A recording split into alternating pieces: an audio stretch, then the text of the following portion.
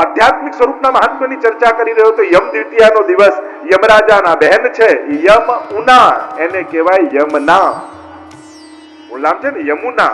ઉના એટલે નાના બહેન, અને યમના નાના બહેન, એમનું નામ યમુના.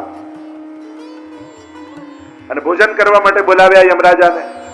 ભોજન કરાવ્યા અને કહ્યું કે કંઈક વરદાન માંગો. ત્યારે યમુનાજીએ પોતાના માટે નથી માંગ્યું. કોના માટે માંગ્યું? આ સકલ સૃષ્ટિ માટે માંગ્યું, બધા માટે માંગ્યું. શું માંગ્યું? આજના દિવસે કોઈ મારા સ્નાન કે પાન કરશે એને ક્યારે યમયાતના નહીં થાય એવું વચન હે યમરાજ મને આપો. અને વચન આપ્યું, આજના દિવસે જો કોઈ સ્નાન પાન કરશે તો એને હું ક્યારે પ્રતાડિત નહીં કરું. કારણ તારો દીકરો થયો, કારણ કે તમે જલના પાન કરો છો, પણ યમુનાજી તમને પયના પાન કરાવે. અને હવે તો હું મામા થઈ ગયો. અને આપણે ત્યાં કહેવાય ને, માં મારે પણ મામા ન મારે. આપણે ત્યાં એમ કહેવાય કે માં કદાચ મારે પણ મામા ન મારે. તો યમ દ્વિતીયાની બીજી તિથિ અને ત્રીજી તિથિ યમુનાજી સંબંધી, અને એ છે ઠકરાણી ત્રીજ. આ ત્રણ તિથિઓ યમુનાજી સંબંધી મહત્વની. અને આજે મહાપ્રભુજી ગોકુલ પધારે. જો ભાગવતજીમાં ભક્તિની કથા આવે છે, ઉત્પન્ના દ્રવિડે સાહમ વૃદ્ધિમ કર્ણાટકે ગતા ક્વચિત ક્વચિત મહારાષ્ટ્રે ગુર્જરે જીર્ણતામ ગતા. કે દક્ષિણ દેશમાં ઉત્પન્ન થઈને કર્ણાટકમાં વૃદ્ધિ, એ મર્યાદા ભક્તિની વાત છે. પણ પુષ્ટિ ભક્તિ તો ભગવદીઓએ ગાયું, ભક્તિ ગોકુલ તે પ્રગતિ. પુષ્ટિ ભક્તિનું પ્રાગટ્ય તો ગોકુલથી છે. ગોકુલ શ્રી મહાપ્રભુજી પધાર્યા, યમુનાજીના તટ પર પધાર્યા. સહજમાં ઠાકોરજીની લીલાના સ્થળોને પ્રગટ કરી રહ્યા છે. દમલાજી સાથે છે. સહજમાં મનમાં જિજ્ઞાસા થઈ, દમલા, આ ગોવિંદ ઘાટ અને ઠકરાણી ઘાટ તો બિલકુલ એક સરખા લાગી રહ્યા છે. યા મેં ગોવિંદ ઘાટ કોણ છો और ઠકરાણી ઘાટ કોણ છો? સહજ મનમાં શંકા પ્રગટ કરીને વચનો આપના મુખમાંથી નીકળ્યા. અને ચારે બાજુ મહાપ્રભુજી શોભા જોઈ રહ્યા છે યમુનાજી. કંઈક આજે અલૌકિક વાતાવરણ સર્જાયું છે યમુનાજીના તટ ઉપર. કલ કલ કલ કલ બહેતા યમુનાજીની લહેરો જાણે તરતો ઉઠાવી રહી છે. શુક મયુર અને હંસ સુંદર કલરવ કરી રહ્યા છે આજુબાજુ. ઘના વનો અને એના વૃક્ષોની ઉપર ઉગેલા પુષ્પો જાણે ખરી ખરીને યમુનાજીનું પૂજન કરતા હોય એમ પુષ્પો ખરી રહ્યા છે યમુનાજી પર. માનો યમુનાજીની લહેરો લહેરો નથી, પણ જાણે ભુજાઓ છે એમાં પહેરેલા કંકણોના મોતીઓ ચળકી રહ્યા છે.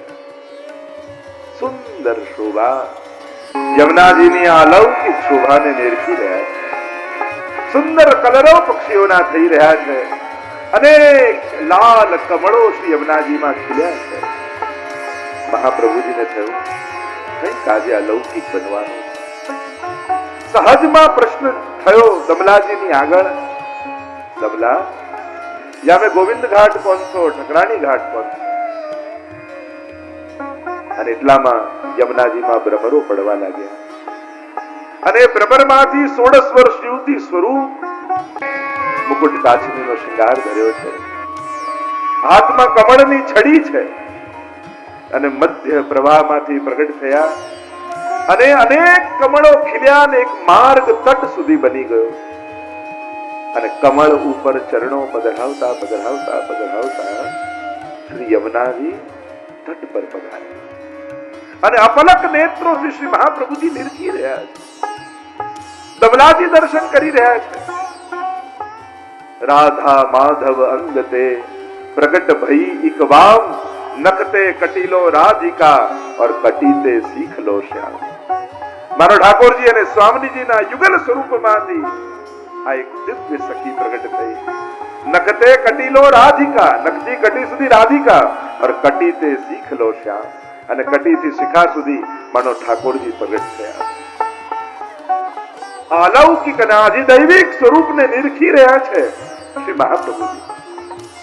એક એક છમ છમ છમ છમ ચરણને આગળ પધરાવતા પધરાવતા જાણે 16 શણગાર સજામાં આભરણમાં 16 શણગાર સજી શ્રી યમુનાજી પધારી રહ્યા છે અને કમળની છડી લઈને વલ્લભ પાસે પધાર્યા અને કહ્યું, આ ગોવિંદ ઘાટ છે, આ ઠકરાણી ઘાટ.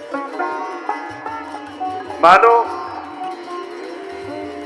અવાક બની મહાપ્રભુજી દર્શન કરી રહ્યા છે અને દર્શન કરી યમુનાજીએ ઘાટ તો બતાવ્યું અને એકદમથી યમુનાજી અદ્રશ્ય થઈ માનો મહાપ્રભુજીના હૃદયમાં પ્રવેશ કરી.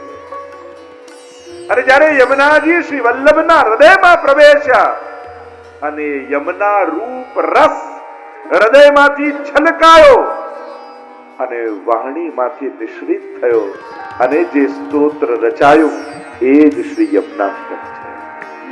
એટલે યમુનાજી મહાપ્રભુજીએ બનાવ્યું નથી, પણ શ્રી વલ્લભના મુખમાંથી યમુનાષ્ટકનું પ્રાગટ્ય થયું. રચવું અને પ્રગટવું આ બંનેમાં બહુ મોટો ભેદ છે. અષ્ટ સખાની ભગવદીઓની મુખમાંથી આ બધી લીલાત્મક એમની કલ્પનાઓ કે રચનાઓ નથી, આ પદોનું પ્રાગટ્ય થાય છે. કારણ કે એમના અનુભવની આ બધી અભિવ્યક્તિઓ છે. કલ્પનામાં તો જે ન ઘટ્યું હોય એને વિચારવાનું હોય અને પ્રાગટ્યમાં તો જે લીલા ચાલી રહી હોય ને એને વર્ણવાની હોય. અને એટલા માટે જ આ પદોમાં અલૌકિકતા છે, લૌકિકતા નથી. કારણ કે જ્યારે કોઈ રચના કરો ને ત્યારે રચયિતાનો પ્રભાવ એમાં દેખાય, પણ પ્રાગટ્ય હોય તો જે સ્વરૂપનું વર્ણન હોય ને એની જ કેવલ અનુભૂતિ એમાં થતી હોય. આ ભેદ છે રચના અને પ્રાગટ્ય.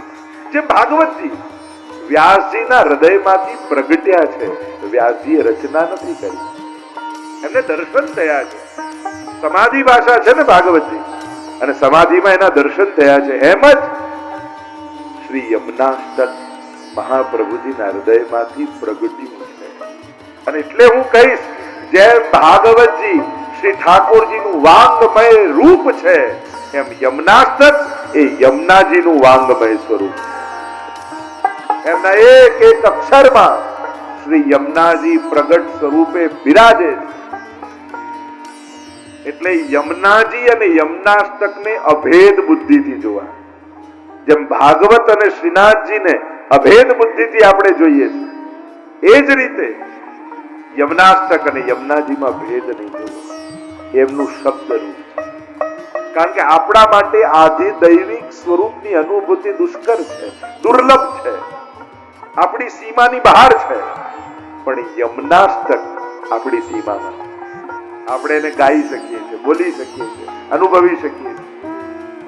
એટલે કે યમુનાજીને યમુનાષ્ટક સ્વરૂપે પ્રગટાવી જીવના સામર્થ્યમાં યમુનાજીને લાવી દીધા મહાપ્રભુ.